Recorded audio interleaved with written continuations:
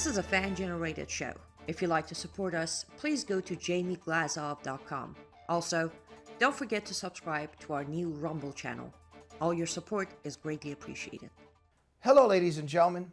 I'm thrilled to announce the release of my new book, Obama's True Legacy: How He Transformed America. There's a reason why Mike Huckabee calls it a ferocious and chilling read. Order it now at Amazon.com or at FrontPageMag.com. Good evening. Welcome to the Glazov Gang. Tonight, another fantastic program with another fantastic guest. Ladies and gentlemen, please remember we're a fan-generated program and as always persecuted and shadow banned by the deep state. Please go to our YouTube and Rumble channels and subscribe and press instant notifications. Check us out at jbglazov.com. Subscribe to our newsletter there. If you're in a giving mood, please hit the donate button. Follow us on X, on Facebook, and on Instagram at Jamie Glazov. And keep supporting the wonderful Annie Cyrus at liveuptofreedom.com. What an honor and privilege to have with us tonight Tyler Gray, an actor, star of the TV series SEAL Team. He's a former Delta Force operator and author of the new book, Forged in Chaos, A Warrior's Origin Story. Tyler, what an honor to have you here. Thank you so much for having me. Thank you. I'm quite overwhelmed in researching your story and reading your wonderful book. Thank you. Very heartwarming book, very painful book as well. You said heartwarming, and I was like, I haven't heard someone use that term yet. So, I mean, I think ultimately you're right, but there's a lot of mistakes made. Let's put it that way. Yeah, when I say heartwarming, I guess that's why also I said painful. There's just 1,000 words to say, but one definitely feels after all of that pain and turbulence, one feels the hope and one feels the love. I think that's what I mean. Yeah, no, that makes complete sense. Yeah, absolutely. Yeah. And Tyler, there's so much to say that sometimes I don't know what to say. So let me hand it over to you. Why don't we just start with why you wrote your book? Yeah, so the real reasons I've been working on, I don't know if I'll say this book because, it really became what it is, more in the last 3 years, but I had been working on a book probably for 15-ish years now.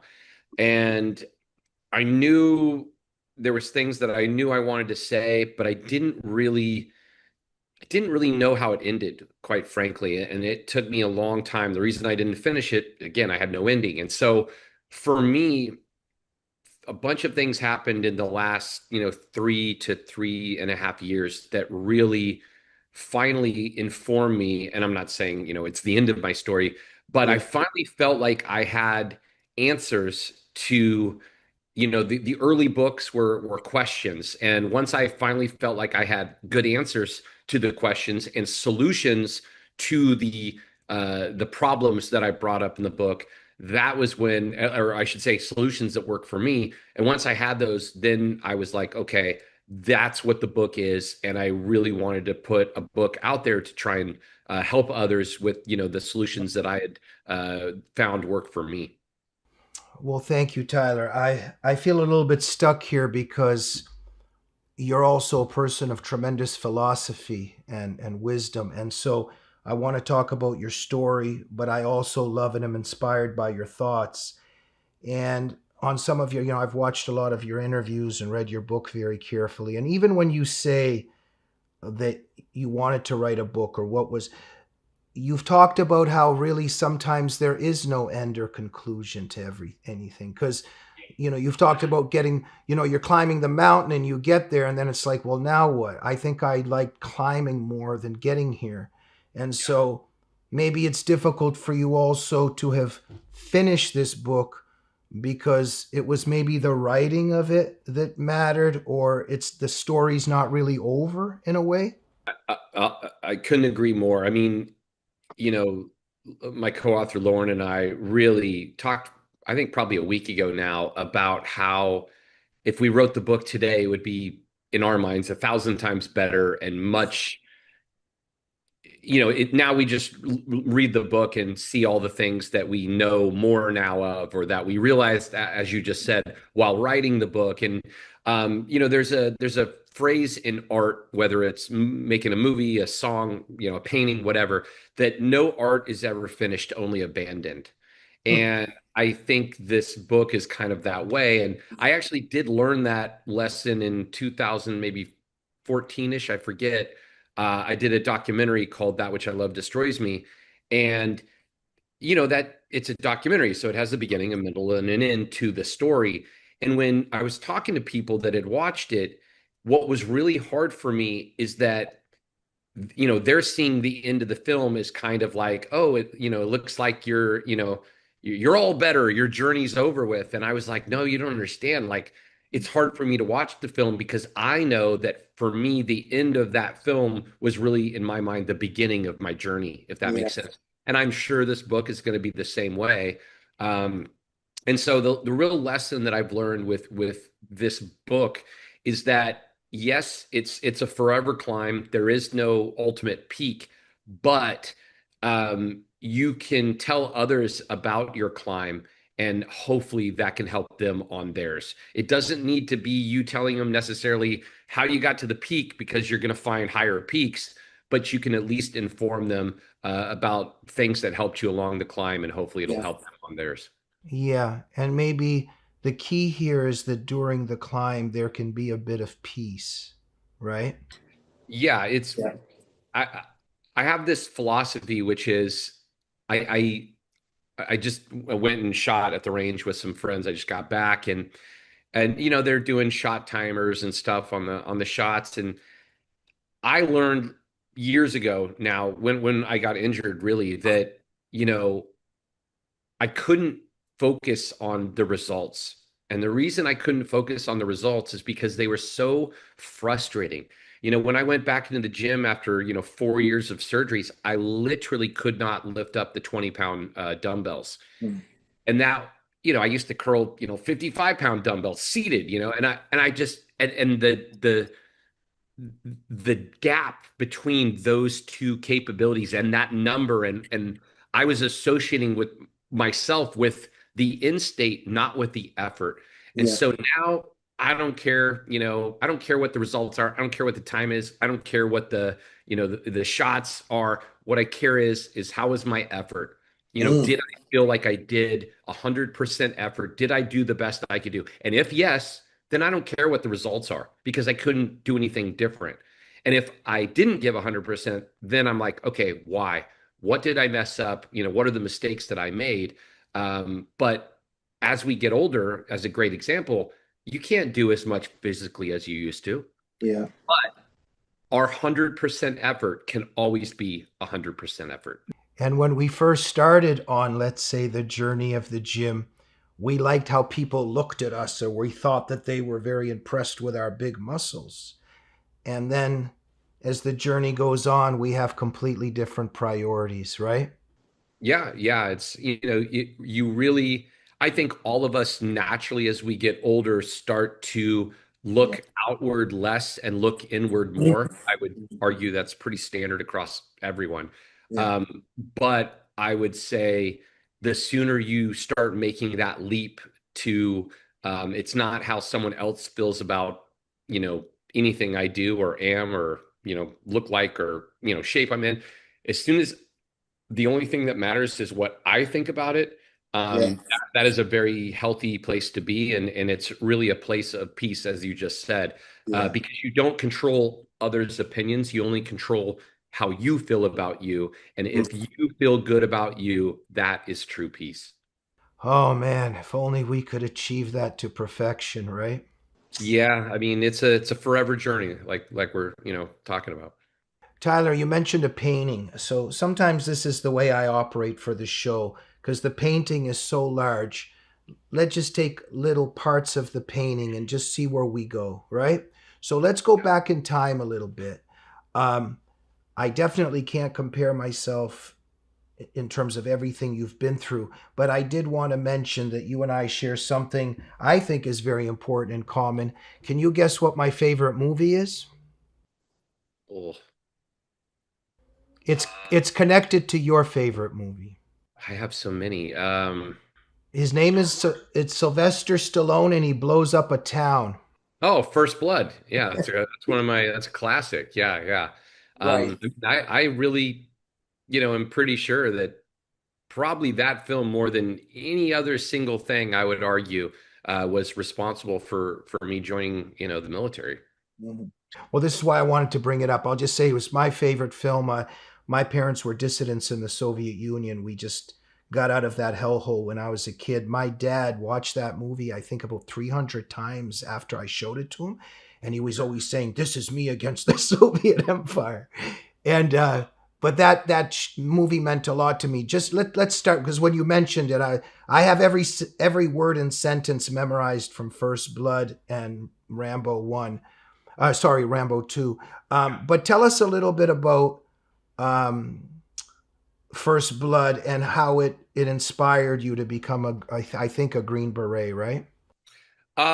Well, at that time, Rambo was the Green Beret. When I joined, obviously because of Rambo, I wanted to be a Green Beret, and yet at that time there was no what's now called an 18 X-ray contract. There wasn't one when I joined. So I said, I want to be a Green Beret, and they said, well, you can't start there. So that's when I went to Ranger Battalion, and then by the time I could have, tried to become a Green Beret. I went to another Army Special Operations unit, but and I'm actually glad that happened because I really enjoyed my time in Ranger Battalion. I think it's a great place to start and a great unit and a great group of people. And so uh, for me, First Blood, I think at the time as a kid at that time, I was very, very, very, very sensitive and really disproportionately aware for my age. I just thought of things, like in 1990, as an example, I was 13, 12 or 13. And I mean, I thought probably, every hour of the day, I was worried about like world issues. You know what I mean? Like, why? It just was so strange. And so I was very sensitive. I was, way hypersensitive, way hyper aware. And so I got picked on all the time. And so when I saw First Blood, and the respect that he had and the fear that he generated, I think as a kid, I kind of looked at that and was like, I need to be tougher. I need to become this this character. I need to become this guy that is tough, resourceful, independent. He can do it all on his own. He doesn't need anyone else.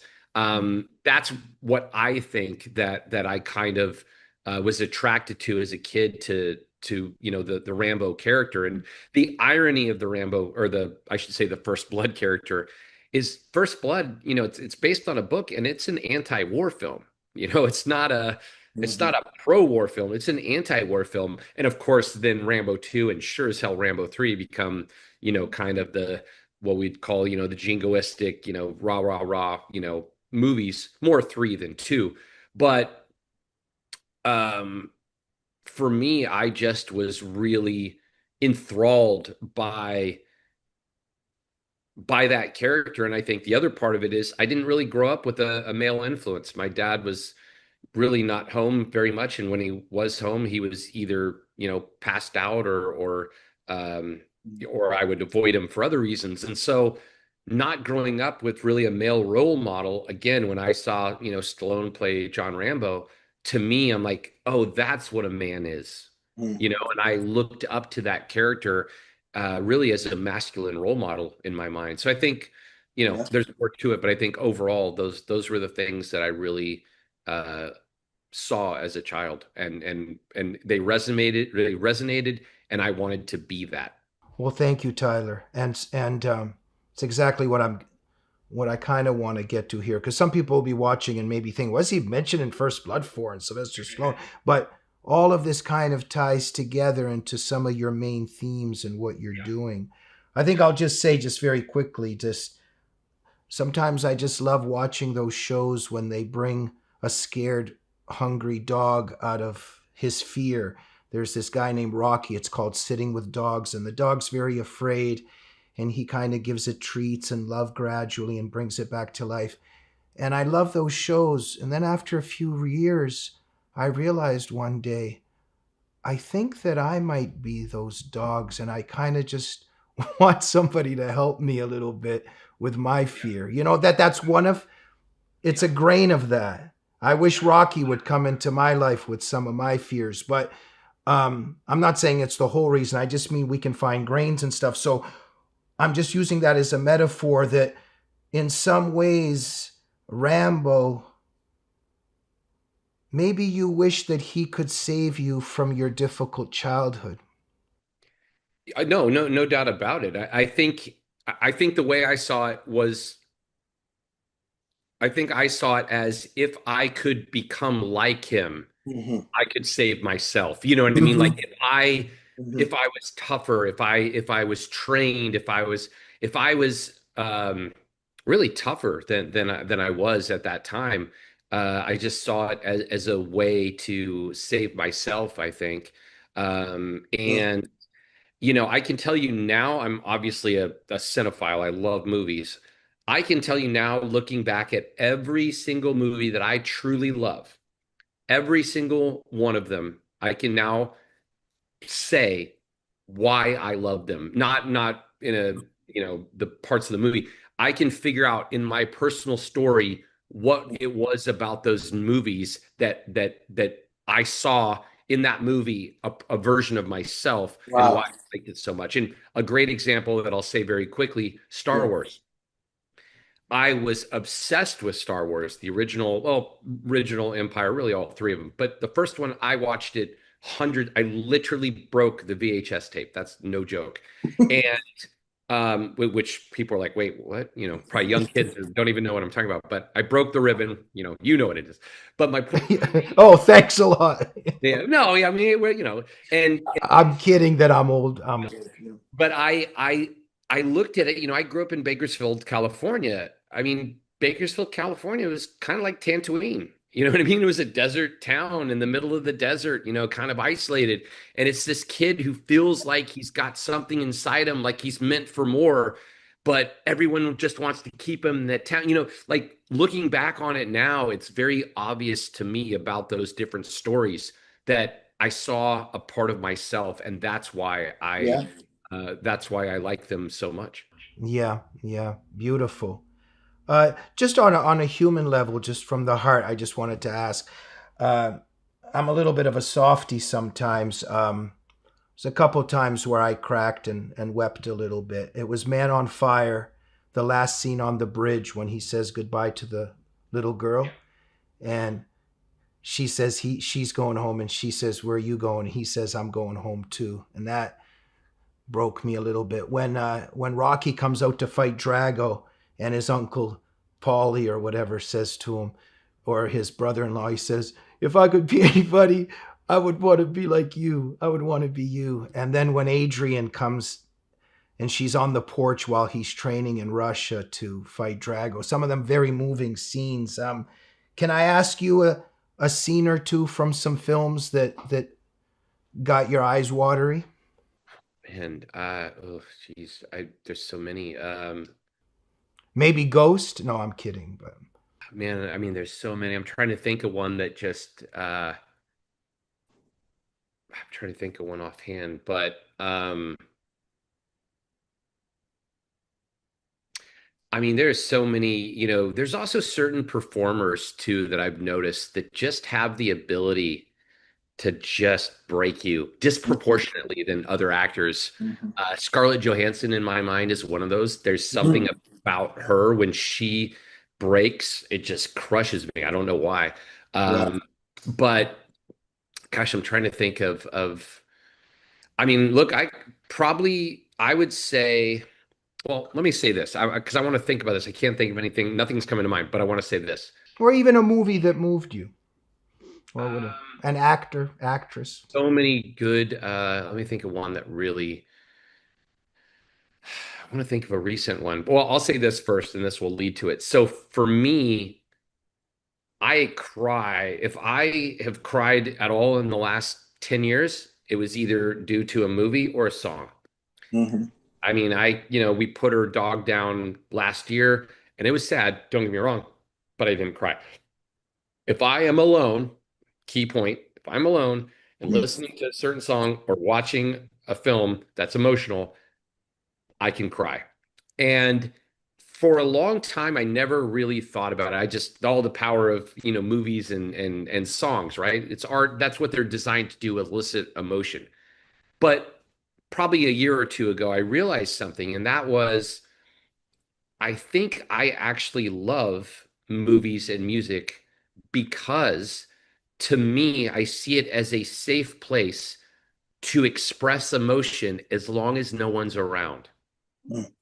I can't tell you a time I've cried in the last, I don't know, probably 20 years that was around other people or that was not in that. When I'm alone, it's a safe environment and I feel the ability to express emotion. And make no mistake, by the way, that's not healthy. That's not good. I'm not saying it is.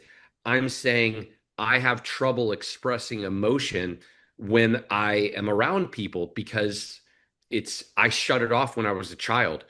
But for some reason, movies and music were always that kind of direct path to emotional venting when I was alone. That I think it's the only emotional outlet, quite frankly, that I had for a long time.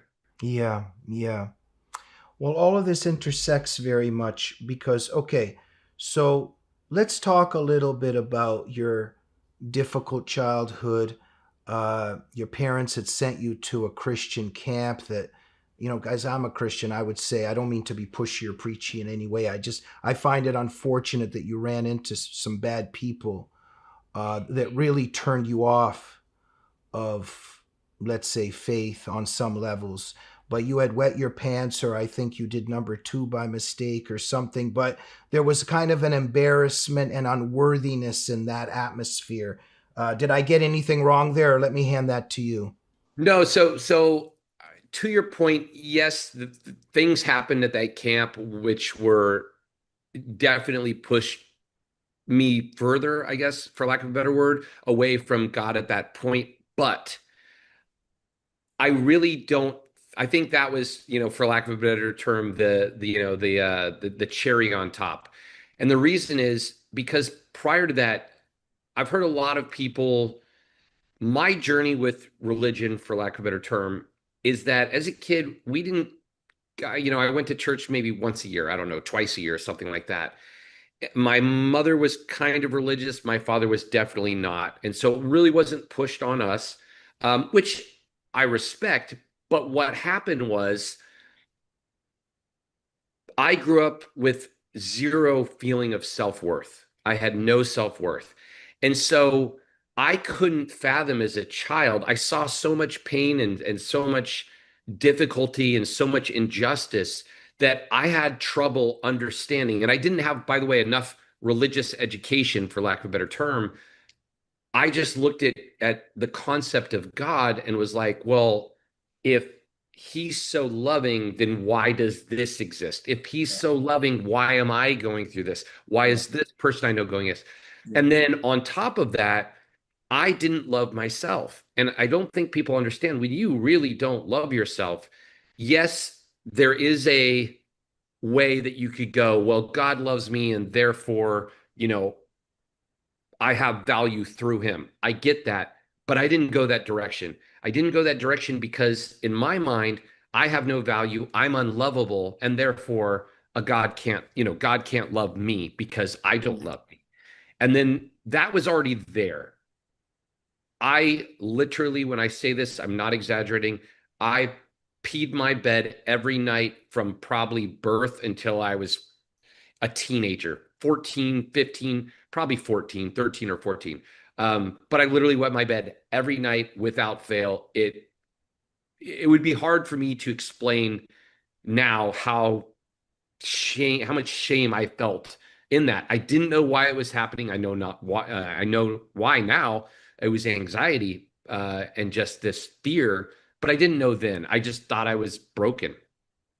And then for those that don't know, I go to this Christian camp, which in a lot of ways was amazing and fun, but there was some negative things that happened, and the real one that got me is I had so much fear that I was gonna pee my pants while I was sleeping in this cabin with these 10 other boys, whatever it was, and luckily I didn't pee my pants.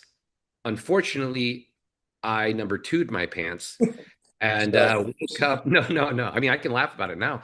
It's a tragic laugh. Tragic laugh. No, no, no. It's fine. I mean, I woke up at I don't know what it was, 2 a.m, cold, super cold, and I just remember seeing that and just I don't think I've ever felt more panic than that probably in my life. And I remember going to the bathroom and just trying to clean it up, which was a mess. And I just remember crying, and I just was like, it was at religious camp, and I just remember thinking like, there can't be, there is no God, because why would he let this happen to me? I'm a good person. And again, that was just how my childhood brain saw it. And then some other things happened at the camp, and it really was it just sent me kind of away from religion for a long time. And it wasn't until probably was meeting my fiance really that got me kind of um, open to seeing it in a different way. And now we go to church generally every Sunday. Wow. And it's very different. And I also feel bad now because religion is not talked about a ton in the book. And I kind of, in hindsight, would have put a little bit more in there to explain probably what I just explained. You know what I mean? Because I do explain, not being religious, but and I explain a little bit at the end. But in the next book, probably I'll go more in depth and really kind of explain my journey, because I think I'm at the point now where being, not religious at all for so long, and then now coming into religion later in life. I mean, I could talk on both sides. You know what I mean? I understand Yeah. both sides of it very well. And I can say for, those people who, don't believe or all those things, I can go, look, I get it. I was there, Yeah.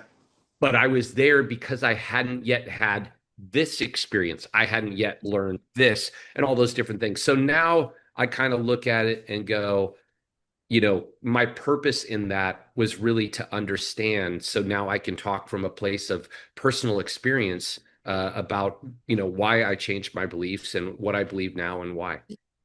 Beautiful. I just find it's very disgusting how a lot of people that pose as God's representatives on earth do so much damage to people's relationship with the Lord. But let's save that for another program.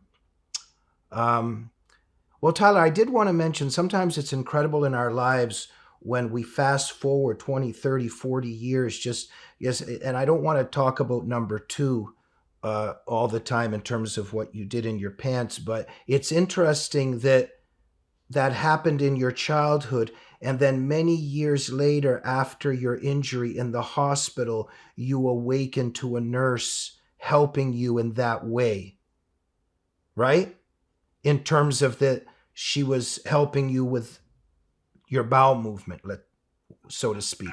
I didn't. I've honestly never thought of it. Yeah. You're right. They're both in the book. I've Yeah. I've really never thought about it until right now. But you're right. That's a crazy contrast, I guess. I don't know if Yeah. that's a word, but yeah, that's pretty wild. I mean, It came to my mind, the embarrassment here, and then all of a sudden, after the horrible injury, again an embarrassing situation in that context. It just kind of, I reflected on that a bit, 100%. And to your point, the shame on I think I would argue in my mind thinking about it, I can't think of a time in the book where I felt more personal shame than those two moments, and Hmm. maybe that's just related to those type of things in our life. But I Yes. felt so bad. I just felt so bad for those nurses. I just it was it was a feeling that was hard. When I was a kid, it was like I was dealing with it, but as an adult, what they were doing, I just felt so bad that they had to deal with me, and the shame of not being able to do it myself. And Yeah. it was just, yeah, it was difficult to experience at that time. Well, Tyler, and again, there might be people thinking, why are they talking about this? But in some ways, these are the deepest, most meaningful themes in our lives and in healing and in your message and your journey, because this is a message we all, to some degree, on different gradations, are suffering with our own shame, of moments of shame, and then how to heal. And so we want to get to your journey of healing and offering of healing. But first, we have to maybe give the audience a bit of a glimpse into your injury. Um, but because I really want to get to, I love your point of when you talk about, you say, you know what?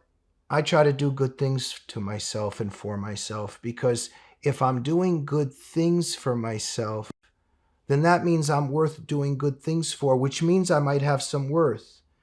And that's a very important step for everybody to do, right?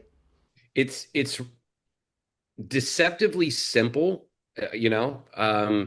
but it really does work. And I'll give you I'll add a point with that.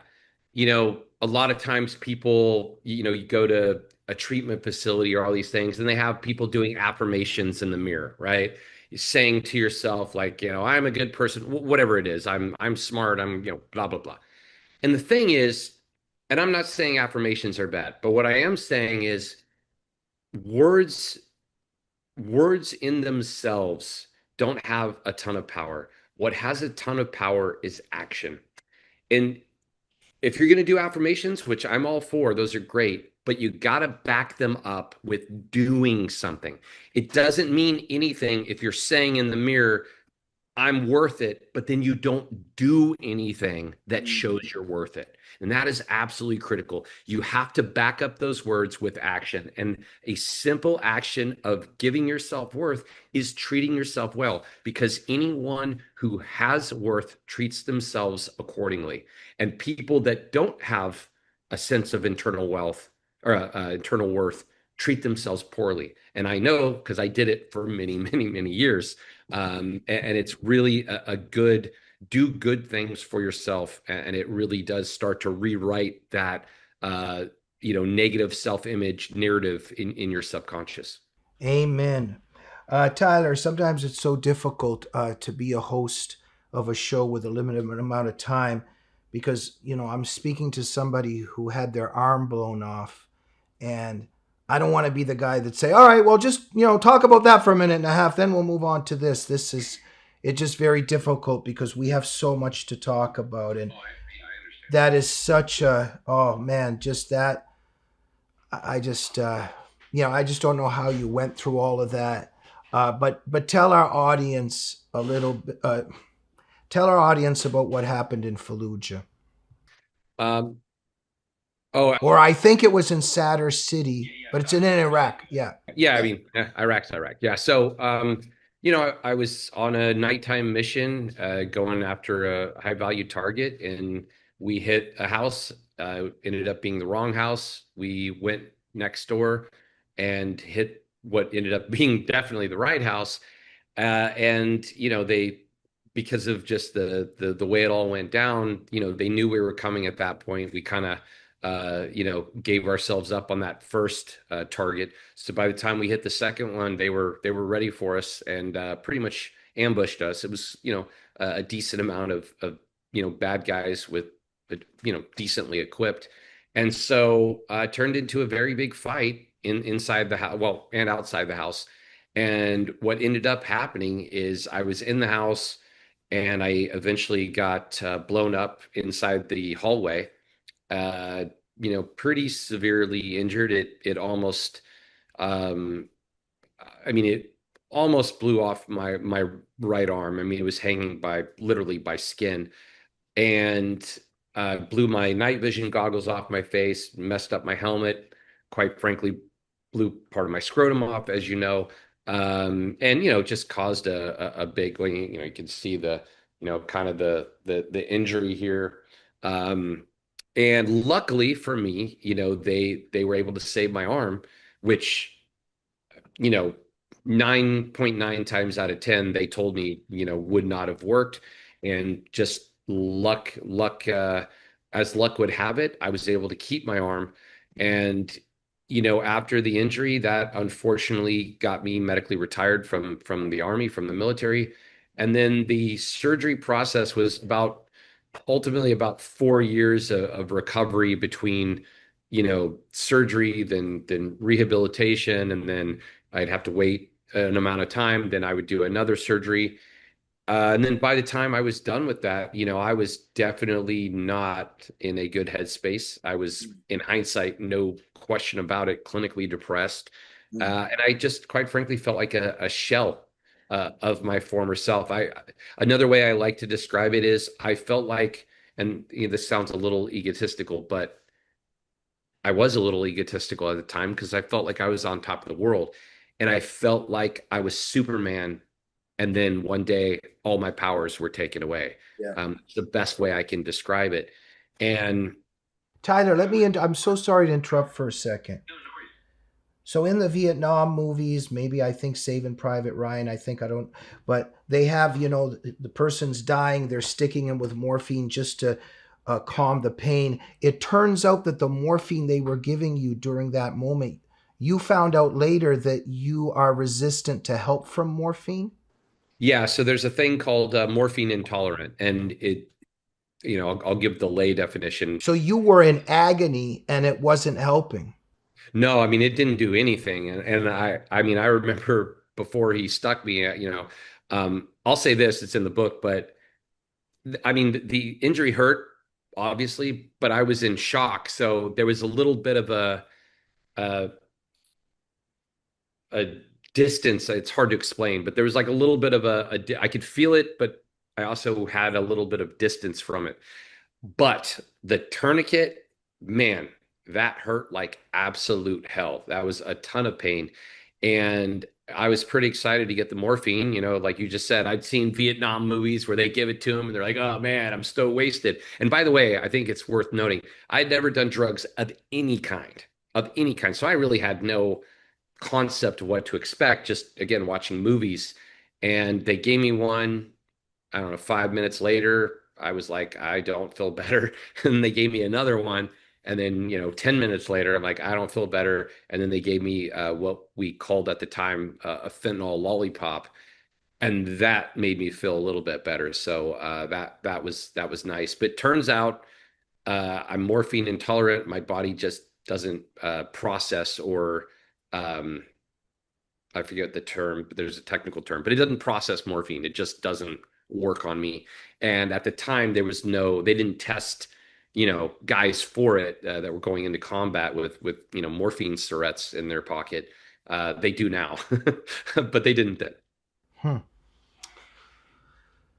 Tyler, you talk about how when you cry alone. Perhaps a difficulty with emotions, a difficult childhood, perhaps there were some feelings of unworthiness and shame. Perhaps that's interconnected with our relationship with our emotions. And it's just interesting moments in time. And you've spoken about how after this horrible injury, you talk about, the difficult with identity, purpose of life, these things. But you talk about how shortly afterwards, in terms of when they were asking you, like, how do you feel? You actually asked for a list of feelings because you actually didn't really know perhaps how you felt or what feelings were. I mean, this is a really, really profound thing that you've talked about. Yeah, if I remember correctly, I think the specific question that was asked, and this was at a rehab facility called Warriors Heart. It's a great organization. And the therapist asked me, I'm pretty sure the question was, what emotion do you feel about whatever it was? I forget. And she asked me that. And I honestly, and again, I told her at the time, I'm like, look, I'm not joking here. And I really mean this seriously and sincerely.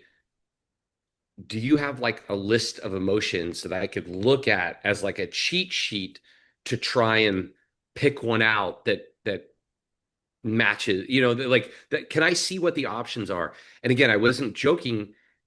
And that kind of moment, she kind of stopped and was like, "Are you serious?" And I'm like, "Yes, I'm not even playing with you." And it was kind of that moment where I realized like all I could think of, literally the only options in my head were like sad and mad. That was it. I was like sad, mad. I that's all the emotions I got. And I don't even know if those are emotions or feelings. And then I was like, wait a minute, what's the difference between emotions and feelings? And it just was this realization that as a kid, I shut down feeling and I shut down emotion. I just stopped doing it. And the reason I stopped doing it was because it hurt. It hurt to feel. I was getting hurt constantly. And I felt self-admittedly, as a kid, I felt disproportionately more than pretty much every kid I saw around me. I don't know why, but I can tell you it was true. And I just stopped doing it because it hurt. And Mm. and now I want to be very clear about something. You asked me about the night I got blown up. I can tell you the story of me getting blown up just like I told it to you. I can tell you the story about the worst probably day of my life as a kid. I don't know if it was the worst, but it was up there of that time at Christian camp. And people are like, "Oh wow, you can tell them so they don't hurt you or whatever now." And I go, "Look, it's not good that I can tell these stories that way. It's not that I'm strong, it's not that I'm tough, it's that I'm disconnected.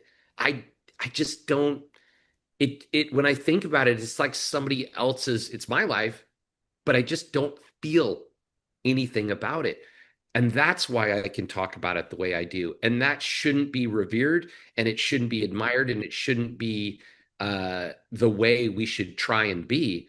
I am self-admittedly saying that it's not healthy, and I am trying to work on connecting to myself and my memories and my pain and my experiences in a better way. Because until you connect, until you feel that emotion that you haven't felt, it's still there. And I don't know where it is, and it's hard for me to connect it, but I'm working at trying to connect and adequately feel those emotions um, to hopefully, you know, and it's not like I think of them in negative ways. I just think that there's a physical memories are not just stored. This is a scientific fact that they've learned. Memories are not just stored in our brains. They're stored. There's our cells. Every cell in our body has the capability to store emotion, memories, etc. There's a book called The Body Keeps Score. It's an amazing book. Read it if you haven't checked it out. But the reason that pent up emotion, the reason it causes stress and a breakdown in the body is because it's in the body. The brain is in the body. And so until emotion is adequately felt and released, I think it's present somewhere, somehow. And so I'm working on trying to connect to that. Mm, thank you, Tyler. I remember when I was younger, I had a older friend of mine that had just been through hell on a million levels. And I was saying something about just a person we knew. And I was saying, oh, she can't, she's in denial. She doesn't feel emotions and just something like that. He said, Jamie, you don't understand. He said, for some people, if they start feeling too much, they might not make it through it. Um, I know in my own life, I've realized, Tyler, there's some people that I hate, and I'm angry about some things, and Jesus teaches us about forgiveness and lots of other reasons to forgive. And I kind of realized that if I let go of the hate and the anger, I have to kind of feel certain things, and it hurts so much that it's easier to stay angry. That's crazy, isn't it? But something to think about, right? Yeah, I mean, I don't think it's crazy. Yeah. I think a lot of us hold on to anger to Yeah. protect from those other emotions, Yeah. Yeah. because anger feels to a certain degree more empowering than Mhm. pain, right? You feel like you have some, like, anger feels like almost like you're in the power position rather than the victim position. So I really think anger is us mentally flipping the roles from victimhood, from Yeah.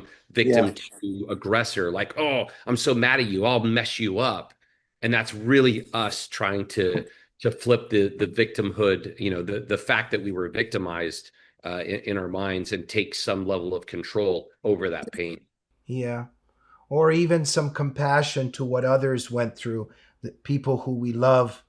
Sometimes it's so painful, even in our empathy, to see what they had gone through.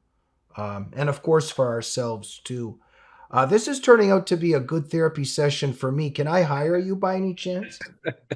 I mean, the book was a good therapy session for me, writing it, so it was, 3 years, whatever, of daily therapy. I'll tell you one more story, because I think you'll find this interesting. Actually, this is very on topic of what I just said, and that is about, well, probably 3 weeks ago now, I had to read the book for the audiobook. So I read the audiobook, so I had to read the book in a studio. I had to read the whole thing, kind of, not act it out, but when you read an audiobook, it's a performance to a degree. You're not just going, and then the boy comes out, it's you got to put some emotion into it.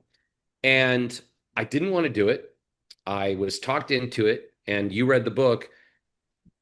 I had a couple people go, look, dude, there's so much of you talking to yourself in the book that it's going to be really weird if some, professional reader or actor reads those words. Like, you got to do it. And I was like, ah, dang it, you're right. So I did it. And what happened was, I start reading the book, and very strange experience. You're reading a book about your life. Obviously, I know what happens. It's my life. But at the same time, if you were reading your life in a book, there's a certain level of distance, because you're reading it out loud, and it feels like you're reading someone else's story. Does that make sense? Yeah. Even though it's mine, and I obviously know what happened. And what ended up happening from it was, and I think I have it on video, but in about 10 places, I was reading the story, and I just talked about being disconnected from my own story. And what I realized while reading the book was that reading the book out loud felt like it was someone else's story. And that gave me the level of disconnection to actually feel the emotion from some of the parts about it. So, Wow. like, when I was reading, and I'm trying to think of the parts that got me, but there was a couple parts that I was reading, and I got super emotional. I had to stop reading it, and be like, whoa, man, that got me. And it was because the distance in reading it allowed me Mm. the space to feel it. Does that make sense? Whereas Yeah. if I was explaining it to you, there's no, it's me generating it. Whereas in the book, it felt like it was somebody, I felt like I was literally reading someone else's story. Mm. And I started to feel emotion in areas, A, that I did not expect, and B, Wow. areas that I don't know if I ever really connected with before. So that was pretty shocking to me. And it Wow. just, the intake way I want to say is, it showed me how far I still have to go with myself and my own story. Wow. Tyler, so let's get a little bit into how you're trying to help people and connect it to what you realize you went through after the war, but also kind of maybe throughout your life, but also what happens to a lot of warriors with PTSD. But I used to think that PTSD is just people that were in a war. And then you start realizing, and I'm not trying to minimize the experience, but a lot of us, a lot of human beings have PTSD from many things. But look, we all know some people who need, like let's think of that scene in Saving Private Ryan, the D-Day landing, right? Some people need to be in that state all the time. And I know some of these people, I can't even picture them laying at a beach or standing just waiting for a movie to start in a lineup. They're sprinting up a hill. They're sprinting down a hill. There's always some kind of chaos and they create all of this in their life. And for instance, Sean Ryan has talked about, and what a incredible interview you guys did together when he interviewed you. But Sean Ryan talks about how when he came back from the war, he just started looking up the most dangerous places in the world to go travel to, right? So there's some, I'm not the expert of the terms there, but there's a certain adrenaline and a dopamine that you need to that chaotic, dangerous situation.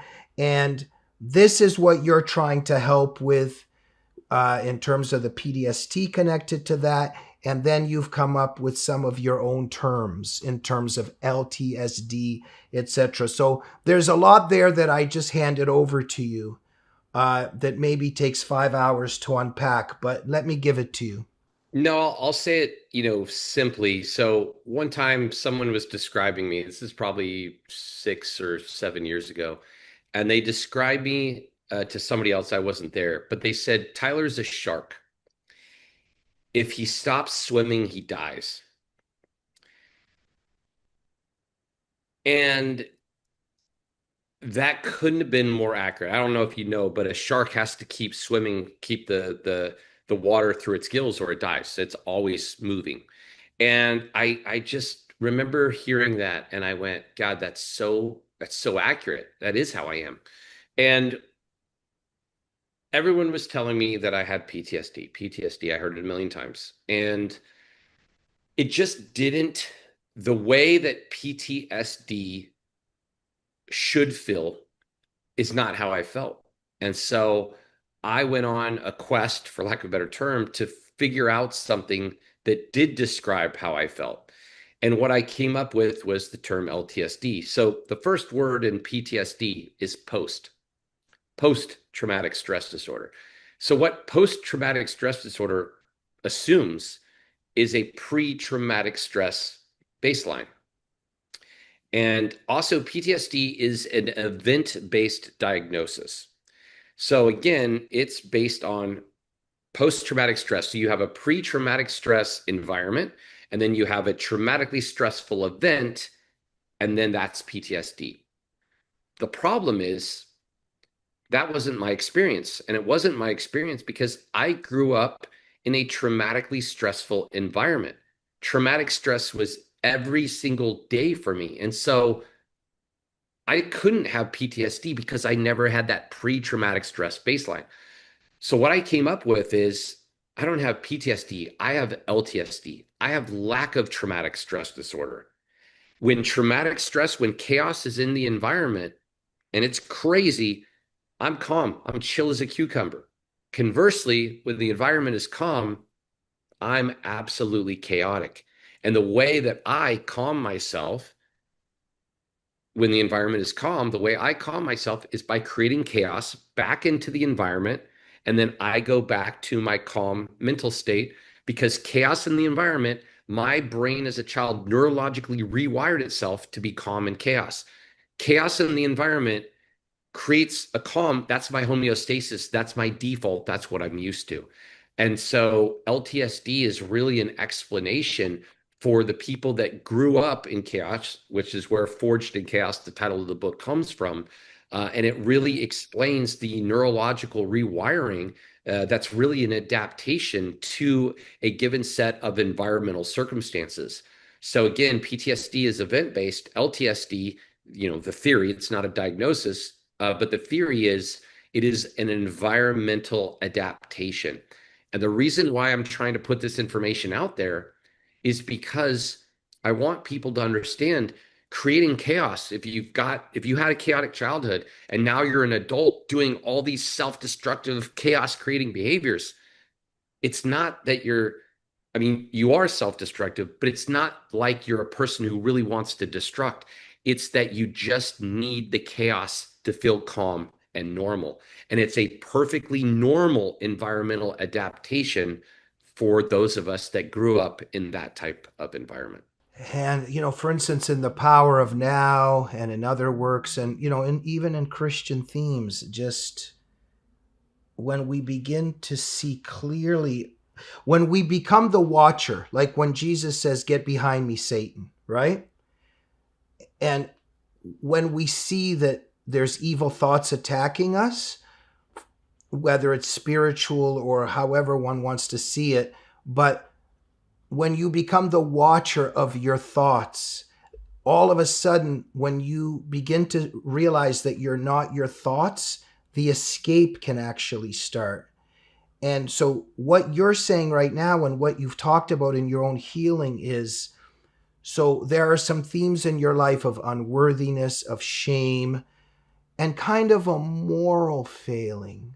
Oh, yeah, for sure. Yeah. And then when you find out that the addiction to stress and to chaos is actually not connected to a moral failing, but actually just to wires that need to be reset, it's a discovery. And you've talked about that things actually began to get better with your addictions and with whatever it was. But when you made that realization that many of your issues weren't because of a moral failure, but because of wiring, things begin to get better.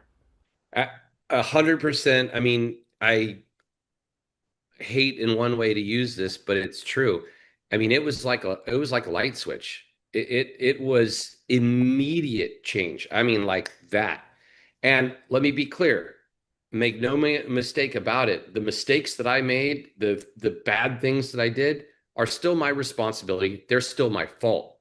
But now I understood kind of how it all came to be. And once I stopped looking at myself as a moral failure, as all these character defects, as a bad person, and went, okay. And then by the way, I started seeing the pattern over and over again in others. And then I started going, dude, this is a totally normal cause and effect. If you have this, then your body, brain, nervous system reacts this way. And it's a template that is like clockwork. And if we can understand what it is and understand that a lot of the things we're doing is it's self-destructive, make no mistake about it. But once you understand where it comes from, it gives you a level of, one, you see yourself differently, but you also have some level of choice now where you can see why you're doing what you're doing. And it gives you the ability to go, you know what? I know why I'm doing that now. And I'm going to choose not to do that. When you don't realize, when things are happening subconsciously and you're really not aware enough to have the choice, that is where things go downhill very quickly. And so for me, understanding that dichotomy literally changed my life. Wow. And so, in other words, then, when we can become the protagonist in our own story, in the sense that, yes, things have happened to us, and you've talked about this, and we don't want to get into victim blaming. I mean, you've talked about how, okay, I went outside and got robbed, but I did go outside, right? You've talked about this. So if I'm addicted to this or to that, what we think might be victim blaming actually becomes our healing and escape. Because now that we realize that we're not just maybe worthless pieces of manure, but we actually things happen to us and our brain is responding a very normal way. But now I can change. It's in my power to change my brain, and it's up to me. And there's the escape right now into potential peace and happiness. Absolutely. Yeah. I mean, it's, there's more parts of it, obviously, but Yeah. that realization alone had a grossly disproportionate effect on me in my life. I mean, it really did change things in a way that, I'll say this. If you talk to like addiction specialists, they'll all tell you, oh, nothing changes, like that. It's a process, blah, blah, blah. I disagree. For me, it changed like a light bulb in a major way. And I'm not saying there was not more areas to work on, but that realization of how really my wiring and my nervous system were related to the choices I was making, it was an absolute game changer for me. Mm-hmm. So, Tyler, I think we need another 5 hours, but I need to. We'll do this again. Yeah, let me let you get some rest. Let's just, the last couple minutes, just if we can come up with a few conclusions. What would you like to tell our audience and just your main themes of your book and what you want people to walk away from thinking? Really, the main thing in the book is not it's not for veterans, it's not for first responders. The book was written for anyone that has been through any level of chaos or trauma, and it's really about showing kind of I lay my story out there so people can kind of see my story and not really see my story, but see their own and see mistakes that I made, lessons that I learned, and hopefully people can read mine and take some lessons away from that, and hopefully not, fall into the same pitfalls that I did sometimes over and over again. And so it's really a book about, understanding the why, trauma shapes us in the way it does. And then once we're able to process that trauma, it actually builds a massive level of resilience. And it doesn't just, once you heal from it, it's like a superpower that you get, but that superpower comes with like a big negative thing, right?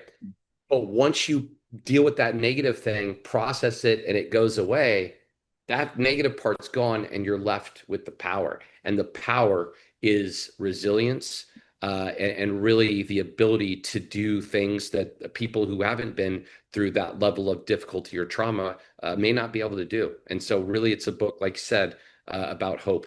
Tyler, I apologize that I bring up perhaps some of the greatest mysteries in human existence and only want 60-second answers. But let's tie this in a little bit because in the beginning of your book and some of your stories in the rejection of God and faith and kind of wanted to be the rebel in hell or something like that. But now you say you're going to church, etc. But this is all interconnected with the healing and the responsibility because sometimes we can revel in our victimhood and in our anger. And I think, in Brothers Karamazov, Ivan Karamazov, he returns the ticket to God. He believes in God, but he returns to the ticket because of one innocent, suffering child in the world. And all of us have struggled with that. You've struggled with it. I, throughout my life, I think about, well, why does God allow this? Why does God allow that? And then you think about when you watch Mel Gibson's, for instance, The Passion, and then we know that it was actually a million times even worse than that. That our Savior, they say he didn't even have one little speck that wasn't whipped and wasn't bleeding. And add another trillion tortures and torments. So when we think about innocent suffering and we're mad at God, but then all of a sudden we start contemplating that God sent his own son to suffer for us, and maybe even way worse. It's quite a revelation. It's an eye-opening way of starting to think differently, right?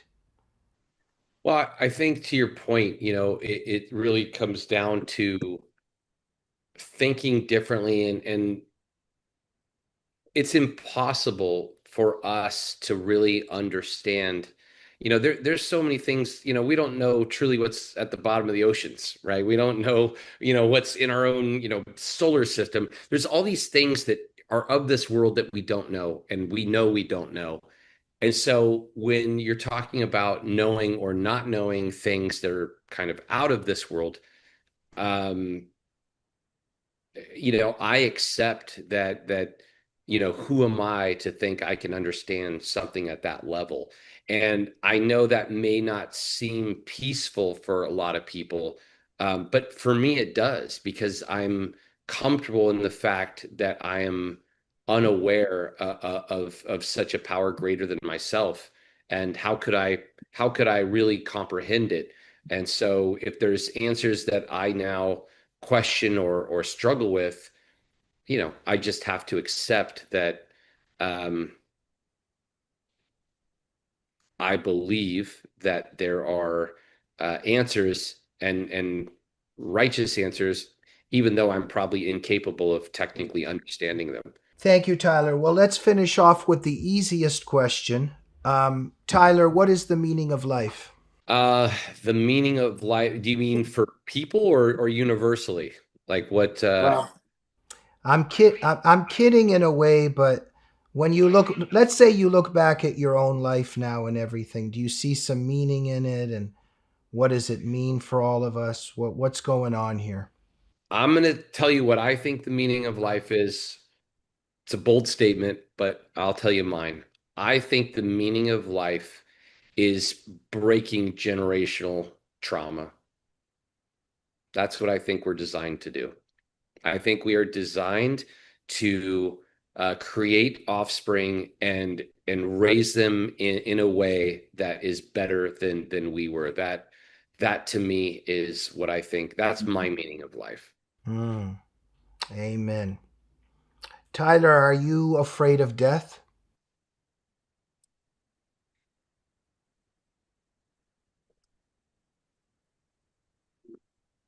So when I actually, when it hit me that I could die, there was a moment there, it was about 30 seconds where I was like, oh man, I'm bleeding out. I have an arterial bleed. That's not good. I might die. And there was about 30 seconds where I was kind of processing it. And I don't know, it was a very odd feeling. And the answer to your question is I don't know, because in that moment when I really did think I was dying, I really didn't, I really wasn't afraid at that time. But when I wasn't in that situation, like if you ask me right now, am I afraid of dying? I'm probably more afraid of dying when I am not in the actual situation, because when I was in the actual situation, I was less afraid than I am now, if that makes sense. I know it doesn't really make sense, but that was my experience, and I don't really know why. Again, I think it's one of those, death is a thought that's really impossible for my brain to wrap itself around. It's so I probably don't think about it too much, just because it's in a way unknowable, if that makes sense. Tyler, I'm getting a little bit selfish now because I want to talk to you a lot more. I feel like I've met a long lost brother and somebody that I want to hang around with a lot. Well, But we'll do another one of these. yeah, our show has come to an end. Lots of people on the edge of their seat right now. Let's tell them to buy Forged in Chaos, a warrior's origin story. They've got to get the book. But do you want to just maybe, in the last minute, just maybe tell them where they can find you, where they can support you, or maybe just tell them what they should do tomorrow? Yeah, well, the book, yeah, Fortunately Chaos, anywhere books are sold, obviously, Amazon's a big one. I've got a website, Tyler A. Gray, gray with an E.com. My Instagram, Tyler A. Gray, gray with an E. And then, I have a YouTube, Tyler A. Gray on YouTube. And that is where I'm starting, it's a process to put more videos that kind of go in depth on subjects like this or any subject in the book or really any subject. I'm starting to put, content out there that I can really, again, go into more depth than I could in the book or in general about other things. And so, my purpose is to try and help others, and hopefully I can get this message about the book. And I really believe in its ability to help people, and hopefully I can help spread the word, and others can help spread the word to try and help others find their way forward. And I definitely think that there's also just a lot of people that need healing, and I think that you can really help them with your messages, right? I'm hopeful of that. I'm gonna Yes. keep doing it, and hopefully it resonates with people, and I can help them in some way. And at this point, I've learned you just have to put yourself out there. Again, it's about the effort. It's not about the results. I don't control if I help someone, but I do control if I can put myself out there, the lessons I've learned and the information, and then that's all I can control. And hopefully it can help others. And it can lead, best case, it can lead to others helping others. Wow. Tyler Gray, what an honor and privilege to have had you on the Glazov Gang. Thank you for everything that you have done, that you do, and thank you for who you are. My pleasure. Thank you so much as well. I truly appreciate having you on, or having me on. You having me on. That's what I meant. Maybe this turned out to be your show and I'm the guest. Tyler Gray, we'll see you again soon. Thank you. Absolutely. My pleasure. Thank you so much, guys. Ladies and gentlemen, get forged in chaos, a warrior's origin story, and follow Tyler Gray. We'll see you soon. Good night.